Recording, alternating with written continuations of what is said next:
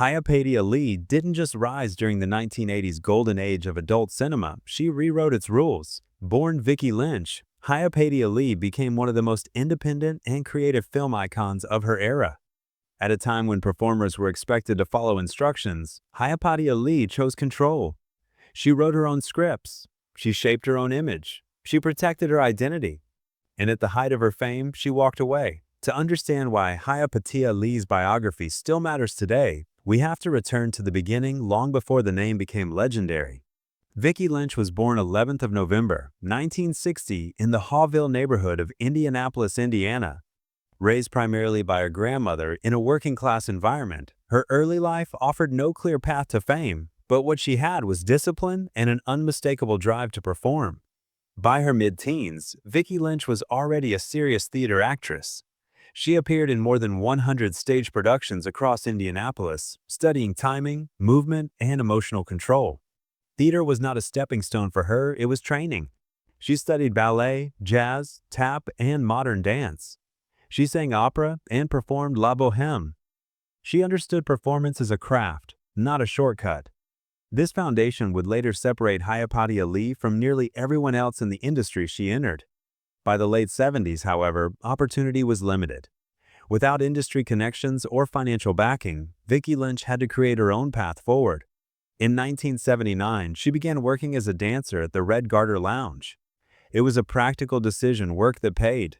Around the same time, she entered the Miss Nude Galaxy contest. She won. Then in 1981, she won again, becoming the first performer ever to do so twice. Those victories changed everything. Modeling opportunities followed. Film offers followed. But when Vicki Lynch stepped into adult cinema, she did so differently. She wrote the script for her first film. She chose a name that projected power and mystery, Hyapatia Lee. This was not reinvention for shock value. It was authorship. By the early 80s, Hyapatia Lee stood apart in the golden age of adult film.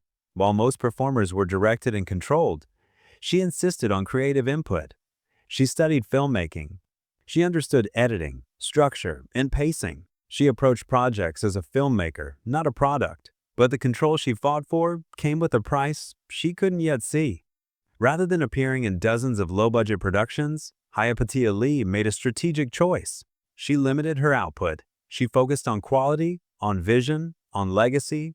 That decision led to her most ambitious project. In 1985, Hyapatia Lee co-created the Ribald Tales of Canterbury, a lavish adaptation of Chaucer's work with a $500,000 budget. Shot on 35mm film, featuring elaborate medieval sets and costumes, it became one of the most expensive productions of the Golden Age. Hyapatia Lee wrote the screenplay. She shaped the creative direction, and critics were forced to acknowledge something rare, genuine cinematic ambition. At this point, if you're appreciating this kind of deep dive biography and untold film history, you may want to subscribe.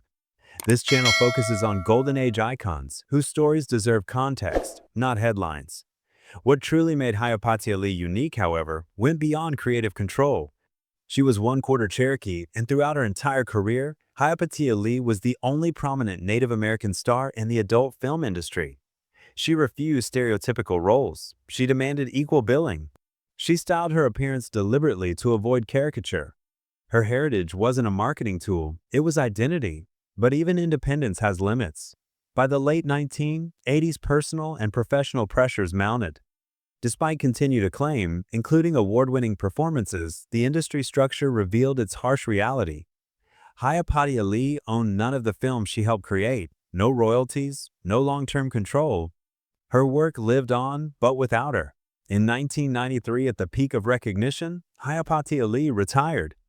She stepped away from the industry, returned to rural Indiana, and focused on raising her children. The persona that had protected her, that had given her power, was no longer something she wanted to carry. Then, in 1998, a shocking rumor spread. Hyapatia Lee was dead. Fan clubs closed, websites vanished. The story circulated unchecked. But it wasn't true. The truth was quieter and more human. After serious health struggles and emotional exhaustion, the decision was made to let the persona disappear. Not as a publicity stunt, not for profit, but as an escape from a life that had become overwhelming. Hyapatia Lee had always been a role, a powerful one. And by the late 90s, that role had become a cage. What followed wasn't disappearance. It was reinvention. Vicki Lynch turned toward music, writing, and cultural preservation. She published her autobiography to reclaim her narrative. She embraced her Cherokee heritage fully, becoming a teacher and advocate. In 2016, she published Native Strength, a book focused on mental resilience rooted in Native traditions. She began teaching, writing, and speaking not as a performer, but as a guide. Today, Hyapatia Lee's legacy reaches far beyond film history. She is remembered as a trailblazer who proved that creative control was possible even in the most restrictive industries. That identity could be protected. That personas could be tools, not prisons. Hyapatia Lee didn't just play a role in Golden Age cinema. She wrote her own story and knew when it was time to step away. If stories like this matter to you, stories about forgotten icons, hidden agency, and real legacy, you'll find more of them here. Thank you for watching. I'll see you in the next Untold story.